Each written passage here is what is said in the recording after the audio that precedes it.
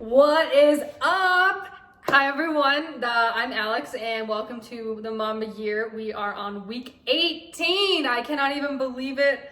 We are closing in on halfway through the Mamba year, which is crazy town. So I just wanted to give a couple quick updates and jump right into the quote of the week. So the quote of the week is, if I panic, everyone else panics. So of course, in the context of the team and being a leader on the team, is that you have to maintain your composure. You have to lead everybody. You have to stay calm when everyone else feels like things are kind of flying off the rails, and you have to keep that inner zen, and you have to keep your cool, because if everyone looks up to their leader and they see that their leader is calm, cool, and collected, then it's going to put them at ease, and then it's going to help them. If it's a basketball game, it's going to help everyone keep their composure.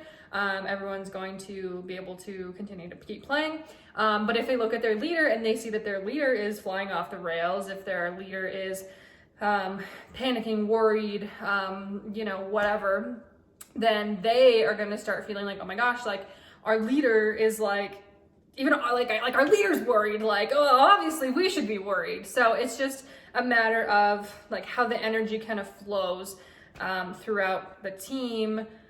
But yeah, so translating that into just us in our own lives, just like I said, how the energy flows. So if you kind of how the people that you surround yourself with is the energy that you will be taking, and the energy is going to be flowing. So just putting yourself in the situation to be around people who have the energy that you want, because it is contagious. The negativity is contagious and the positivity is contagious. So putting yourself in the circles of people that have the energy that you want to have, because that is going to help you. If you are where everyone is negative, then it's just, even if you're not really a negative person, you're just going to be always having that negativity, and the only thing that you can contribute there is just with negativity. And so it's just kind of that cycle. Whereas if on the other hand, if you're just surrounding with positivity,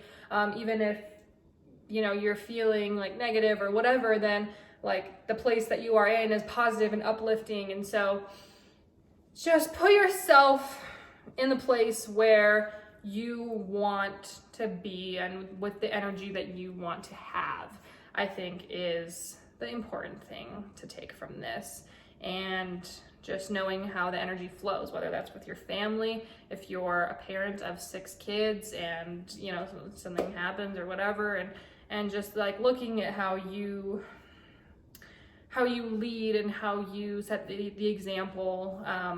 It really could be applied to anything, really. So I challenge you to apply it to your own life in some way and figure out how that can impact you and how you can impact others. So that's all I have. Like I said, it's week 18, so obviously 26 is the halfway point. So what, we got 8 weeks left until the halfway point. It'll be March.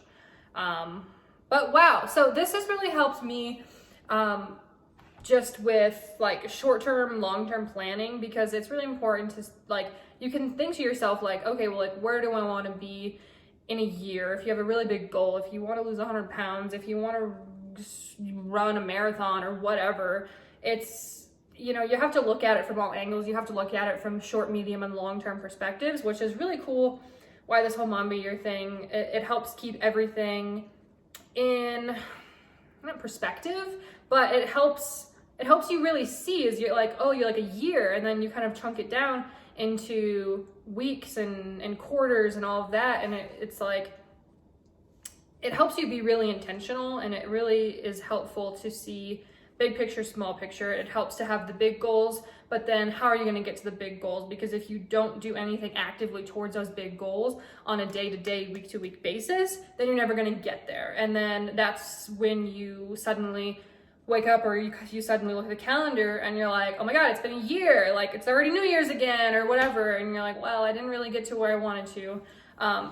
But it also helps too, and not just getting caught up in the day to day. And so even if you are doing things like towards your goal, like whatever, if you want to run a marathon and you're actively running every day, or you're doing that, like it can kind of get like mundane, and you can kind of be like, what is this even for? What is the purpose of, you know, like this day to day? It just feels like, you know, Groundhog Day. It kind of helps you see that it's like, hey, you know what, in 8, 12, 20, 50 weeks where you can be, and just kind of keeps that into a good perspective. So it's really helpful to approach things from different angles, different timelines, everything.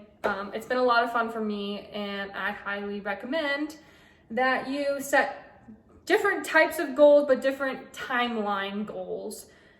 I'm a huge proponent of setting all different kinds of goals, personally, professionally, health, wellness, nutrition, activities, fun things, but also in those goals, short-term, medium-term, long-term, big goals, small goals, everything. So it just makes everything a little bit more fun, and it kind of gives everything more of a purpose, and it really helps you put your habits into place, and it's just all good stuff. So I will leave you with that, because if Bree was here, she would say, you're rambling, but she's not here, so I have to say it to myself.